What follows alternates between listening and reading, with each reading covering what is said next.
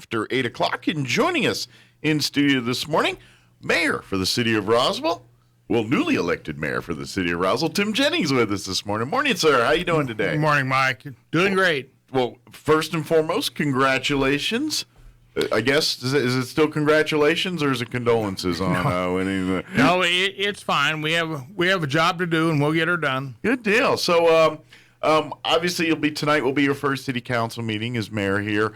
Just, real quick, if you had a chance to, I know, formally and things about getting together and all that, but have you had a chance to sit down and talk with some city council and kind of, I guess you've been around a while, so you probably know a lot of people, but just kind of getting that working relationship established. Yeah, it's been fun. I know all of them, and it's each counselor has his own different personality, and each one's a little different, have their different areas of expertise, and it's been fun. It's been fun getting to meet them, and I think we're going to have a real good group that can look together and move Roswell forward. One of our big things what we're going to want to try to do is work on jobs. Gotcha. And then we have to work on our community involvement. There's a great deal of concern about where our city has gone with charging fees for parks and charging fees for the adult center and everything else. And basically we drove the adult center from a very active place, drove it into the dirt, and now we're going to try to get it going back as soon as we can. Good deal. Have they started coming at you with ideas and things to do all that, or is that kind of what the departments are working on now? Or yeah, it's hopefully they're working on it, but I think that's the wishes of the council. Gotcha. We can find out tonight for sure. We'll start finding out more and more about it as the committees go. But there's a great deal of concern about the loss of the adult center and parks and museums and all museums, parks. All those are things that give your community character and show some diversity that you have for activities. Sure. But they're also the things that attract people to your community. They're a tool that our businesses and other partners need to attract quality people to their industries and things. That's right. And when you look in the state of New Mexico, when you look at museums, almost every museum in the state of New Mexico was built with oil and gas money or severance tax money, which 90% of comes from oil and gas. And when you look at that and you turn all the state museums and stuff, but when you turn to our museums in Roswell, they were all built with local funds, or local individuals have built them. And it creates quite a bit of disparity. And yet I would probably tell you, I think that the UFO Museum probably has more visitors per day than any museum in the state. And it's phenomenal what they have. And they're people from all around the world. And so to the extent we can do things to expand on getting the people who go to the UFO Museum or the Roswell Museum to visit other museums. Sure. Those are things that we could do. The $10 a person is pretty expensive. If you go in there with your family, all of a sudden you're going, $40 or $50. Yeah, if you got 4 or 5 of you, you're dropping half $100. Yeah. 5 or 6, you're probably not going to go, just because it's real money. And yeah, unless you got enough seniors or veterans in there to get the discounts to balance it out a little bit, yeah. But you're right, yeah, that can be pretty pricey on some of that. So and it's seniors and veterans, those are all important, but it's just as important to have teachers that can bring a class of students there. Absolutely. And for museums and things. And when I was growing up, when we'd go to the park, we'd play with you'd play basketball out on at Cahoon Park or somewhere. You'd play with a whole different class of people. You had people from all economic levels that you'd end up playing basketball with or whatever, and or baseball, whatever. And when you did that, you met people that are we're got to be friends from all classes. Sure. And that's a better way to have your friends and people. And It broke down barriers a lot easier. A lot of barriers that happens. So if you restrict people from going, then you're going to have, that's going to create more problems. Gotcha. So, well, excuse me, got a little tickle there. Let's preview tonight's meeting as far as the agenda for this first one is. Is there a lot of like, because this is the first meeting with the new city council and mayor, is there a lot of housekeeping stuff at the beginning for this one, or no? Well, there's some new things where you're coming and looking about who the new leadership team is going to be, and we're going to have to look at that and figure out exactly who all we're going to have and Gotcha. where the leadership team comes from. And it's not going to be, shouldn't be too busy of a council meeting. Okay. Is tonight when will they elect a new pro tem and all that kind of thing, or? Yeah, we'll gotcha. have a leadership meeting for that, and the pro tem gets a little bit more money, but we've done our. Well, I know there's been years where someone wants it, and then there's been years where everyone's like, not it, not it, not it, yeah. So, but, that, but, and really that's, so there's going to be a lot of that tonight here. But looking at the agenda, is there some items that we definitely want to put on the public's radar and say, these are some of the things that we want to make sure we get taken care of tonight? Well, we have some just housekeeping stuff, some stuff going together on relating to the traffic code. We're going to have to change some traffic code, and we're going to have to look at borrowing some money for I think they call it a screw press for out at the wastewater treatment plant. Okay. And some of that's on ways to get water clean and keep it all together. We're going to have to, some of the equipment we bought, it cost more than we thought it was going to, so they have to do that. Okay. And then there's an ordinance. We have one where Admiral Beverage is proposing they're looking for some tax advantages for the construction of their new building. Okay. And that one's a little different because I've never had one come after the building's almost completed. So I've never had one like that. So that's going to be it certainly puts a different flavor on something. And usually all those kind of tax situations come beforehand. Gotcha. And there's usually like a set procedure, and it works pretty creating a lot of jobs and things like that with sure. it. And I'm not sure that this meets all those criteria. And that's why they'll sit and discuss that tonight and say, hey, is this something we want to do? And as a council, they'll decide whether it's the way to go or not. So. And the city's going to have. It's a huge facility, and that's something that we're going to have to look at to address because it's going to be out there on Brasher. It's out on Brasher Road between Main and Southeast Main, and the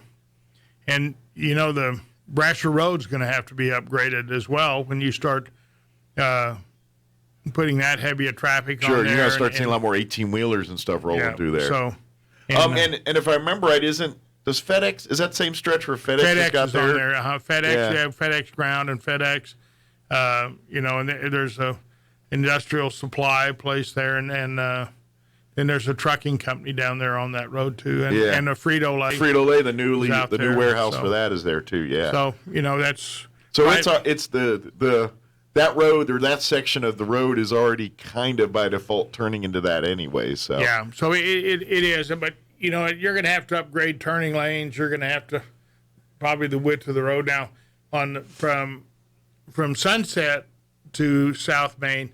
That's been pretty well done. And as I recall, we left they put a drain under that. Now, if that's that's been a number of years ago, and whether or not that's still a viable drain where you could connect drainage in to get water across Main Street and over to headed down towards the river on the. Because I'm trying to think, isn't that one of the areas that's kind of a low spot there that whenever we get like an inch of rain at a time, that place fills right up. We get some. It drains better than Poe. Gotcha. Poe is the real bad spot, and the flood commission they've moved. The flood commission had worked with the city on getting some of the drainage out because it's basically a lot of that area is very flat. and they put a retention pond in the in cemetery land, which I don't know about how they got away with that, but they did, and so they put that there. But then we have, once the water gets to those spots, there's no place to get it across Southeast Main or US 285, and that's going to have to be worked. In fact, even on Brasher Road, the culverts on Brasher go uphill, and water doesn't generally go uphill unless you got a really expensive plumber. Yeah. That's even when you're working that new math they talk about. Yeah. I don't know. But we need to find a way to fix that. Now, coming from my old hat or my other hat, the Flood Commission, we've done our part, and the city was supposed to get the water down across Maine between the city and the state highway department. They get the water across South Main and get it into the retention pond that we have out on Atkinson. Okay. And that's where the water was supposed to go. Now, we have a problem getting there because nobody's gone across the highway. And if you get it across the highway, then you're into some county drainage and stuff that is going to have to be upgraded by the county. Gotcha. So. Good deal. But so as far as the beverage thing, they'll work on that here. But regardless, there's going to have to be work on that road and like you said, more water drainage issues that they're going to have to renavigate or rework. We're going to have to, and it's quite frankly, the road is, it's time for that road to be improved. So I'm guessing too that at some point, some of that stuff you'll have to sit down with county on their side and work together on some of those issues which is not uncommon. Yeah, and that's we have a meeting Monday with the county, and it's good. I've always had a good working relationship with the county, but and that goes back to my days when I was a volunteer fire chief and ran one of their departments there.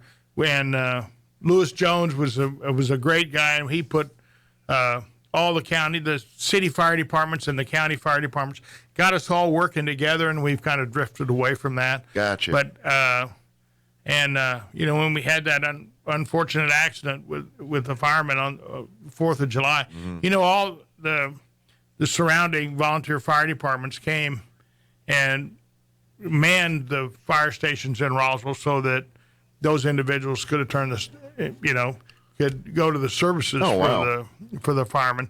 And so we've had a really good working relationship in the past, and it's kind of deteriorated, and we need to we'll get that mend some fences again. And get everything we're gonna get that running again. Good deal. Well, I imagine where some of that will be is when we talk airport and that kind of stuff. That's an area where there's been some contention with city county stuff, and so that's probably where the fences will be mended and things like that. Might be my fault too, but it's all right. I guess if you just take the blame for everything, and then it's got to stop somewhere. There you go. So, what else is on the agenda for tonight that we want to highlight for folks? Oh, one of the big things is going to be that we have is whether I think there's a lot of questions to be asked as for Admiral Beverage Control on industrial revenue bonds is going to be a big one. And then probably the biggest thing is going to be the cannabis things. The cannabis rules, that's going to be one of the biggest. Is there a couple? Ordinances. We had Kevin Mavers on, the city development director, usually at the beginning of the month. We had him on not too long ago. And we were basically what he said was that there was like two companies that are kind of in those final stages of getting their applications in, and I think they're at the points now where they go before city council and stuff. So is that some of the stuff you're going to be seeing tonight? Is some of these businesses that are applying for their licenses? Yeah, there's two. I guess there's however many companies are applying. I know. Yeah. When the state law, when they passed the state law, one of the things that the state laws allowed was the city to make some ordinances, but you can't restrict the sales if the state law allows it and they're certified with the state law, you can't really. You can't trump the state law. Yeah, and there's 7 providers, and in the state law, if you dispensed medical marijuana, you could dispense recreational marijuana and or cannabis, and so that's what the state law says, and our ordinance has restricted them, which I don't believe we can do. We can't. Our ordinance cannot restrict what the state has authorized. Gotcha. It's a legal product, and it should be allowed. Now, it's probably cost us, probably a bunch of money already. It's probably cost us, in 2 weeks, it's probably cost us $500,000 of revenue to the city by not being in the sales when it started. I was talking to one of the cannabis people, and they said their sales in Ruidoso was half of their sales in Las Cruces. Oh, wow. And, and so that to me indicates that that's an awful lot of sales that probably went to Texas. Sure. And might have they might have come here instead. And, sure. And so I think that, and whether you like it or not, I mean, the taxing authority is going to produce quite a bit of money to the city of Roswell, and I think that's, when the past administration cut out the adult center and all those places, that money went somewhere, and so we're going to have when we start working on putting the adult center back and sure. maybe the museums, and this will offset some of that cost with some of the it'll help. Money. It should help open it up. Okay, but it's going to be quite a bit of new money. Sure. Well, and we all know the city and these operations, the museum and the convention center, they're not built to make money. They're not. Yeah. That's not what they're here for. But at the same time, we'd like to, at least get them maybe paying for themselves, or you know what I'm saying, or it's not completely losing. So, and that's the big difference. Is these are government. Government's not here to be a business. The government's here to service people. So the mission statement's different. Now that being said, we don't want to, just all right, sure. This thing's costing us millions of dollars each year, and we're not, and that's really the balance that you guys have as a city council, as a mayor, saying, well, okay, where at this point are we doing stuff that we need to do that benefits our community, but at the same time isn't that suck of finances? We're not. Clearly, the function of government is to provide resources and places to enhance your community, and you're definitely right. We're not in business to be in competition. Yeah. With them, and so I think that's some things we have to look at. In the COVID times, we had a number of restaurants here, and it's been very hard on those restaurants and to make it. Sure. And yet when we come in and the Civic Center was priced out of reach for most people, and so what happened is we had brought our own caterer in sure. for the city, and then that didn't work too well. So then we brought our own chef, and now our chef is extremely competent. I mean, he's good. Puts out good food. But but the problem is that puts us in competition with the legitimate businesses that have been here sure. for years trying to make it work. And there's a lot of businesses for years have been using that as part of their money to survive. Way to make it, and that would have helped them a lot during COVID had they had that. And so I think that's some things we're going to have to walk through and figure out through. That stuff down the road here as time goes on. But but definitely you're kind of looking and saying we definitely want to make sure that we increase and strengthen our city resources on amenities, I should say. Maybe that's the word, amenities for the community.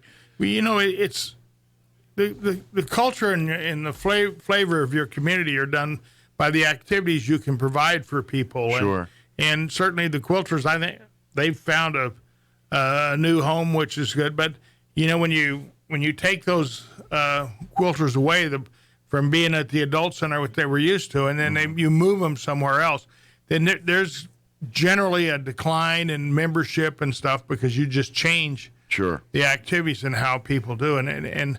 And that always hurts because you don't always get all those people back. Yeah.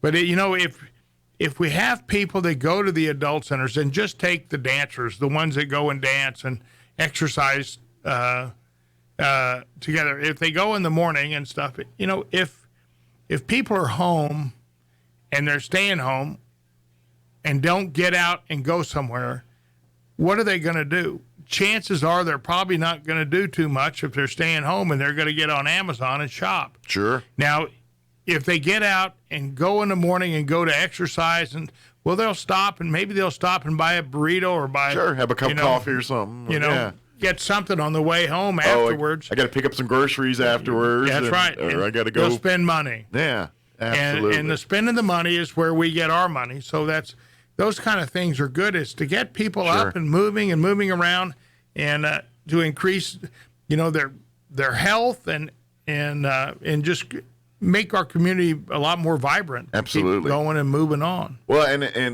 as we've said, and as when we have nice parks and we have nice amenities, guess what?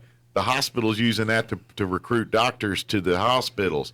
The teachers, the RSD's using that to recruit teachers into the classrooms. The Roswell Police Department, the Chaves County Sheriff's Department, they're using that to recruit deputies and peace officers to come be a part of their agency here, and firefighters. This is how we attract those people. High tech industries. We got great stuff going on at the college to lure some of those businesses out at the airport and things that require highly skilled people. They're looking at, what's there to do when I'm not at work? And that's the kind of stuff they're using. So these companies, these entities are using. Look, Roswell's look at the golf courses, look at the museums, look at the zoo. They got these amenities, and all those things are the carrots that they use to dangle to try to bring people to come spend time and call Southeast New Mexico, Roswell, their home. So. That's right, and we've got speaking of golf courses very seldom make money. Yeah. And unless you're a place like the Masters or something, right? Where you got to get an exclusive jacket to get in the room there. Yeah. But we have to look at our golf course and see where it is. We've changed the whole management style there. We changed all the groundskeepers and everything else, and we have to make sure that our golf course, our city golf course, can handle it. I mean, we've made some very significant changes, and golf greens and stuff are very expensive. Especially probably to run in a desert. And if you kill one or you have to replant one, it's very expensive to build them, and so those are all things that we have to do. But the golf courses keep a lot of people active. Absolutely. And that's all a big benefit. Roswell's lucky to have 3 golf courses. Yeah. And so when you look at that, we've got to figure out how to put all this back together and make sure it all runs well. And I think, and you would be a good barometer of this, because I mean you've been here your whole life. The population of this community, in my opinion, I think has shifted a little bit. Where, 80s, 90s, this is very much a retirement community, but I'd say in the last 20 years, it's the community's gotten younger. You know what I mean? We've had a lot of more families, a lot more younger folks put roots down in here, and so almost the priorities of the city shift a little bit. Where, back in the 80s and 90s, there was a lot more senior driven because we had a larger percentage of the community of that. But now we're having to reinvest back into the schools, because now we have such an influx of younger families coming in. Am I spot on that based on what you think or what you're seeing? After the close of the base, I mean, we actively recruited seniors to come here, and a lot of people from the Midwest, from the cold states, to come out here and enjoy our weather. That was very true, and in fact, the adult center used to be called the Margaret Ford Youth Center, and it's where I went when I was a child, and we had woodworking classes and all kinds of things that, plaster Paris. We did all kinds of children's activities there, and that with the closing of the base, they changed its focus, and so that's good. But we do have a lot younger community, and we don't have a lot of activities for them, and that's something that we from the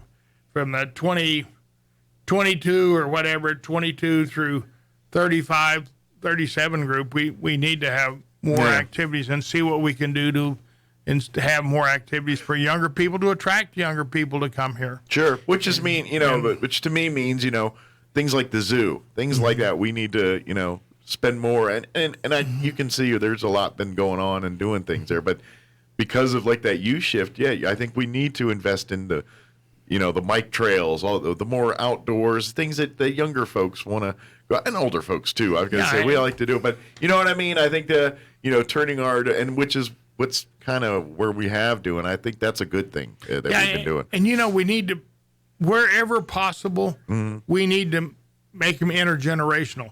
And I'm just saying, it's just like, you can have people who seniors in golf teach younger children how to play golf. You can have somebody who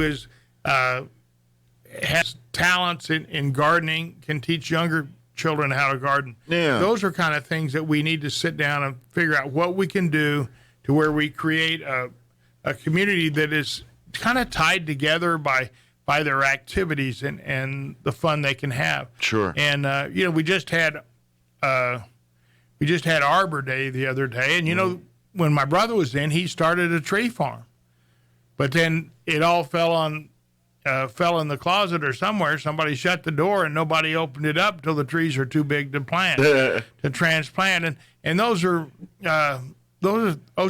things we need to have back. Sure. We have enough trees downtown that are dying. It's very apparent, and we need to have a tree farm back and start raising trees to replace trees that in Roswell. Roswell was, years ago, it was known as a tree city because we had all kinds of trees. If you look like the historic districts of town here, Alameda down over here, you can kind of tell those trees that are downtown there, those are big 100-year-old style trees. You know what I mean? Yep. Trees that remind me of back east, back when I grew up in Maryland, D.C. area. Those are the kind of trees you see back east. You don't always see out here like that.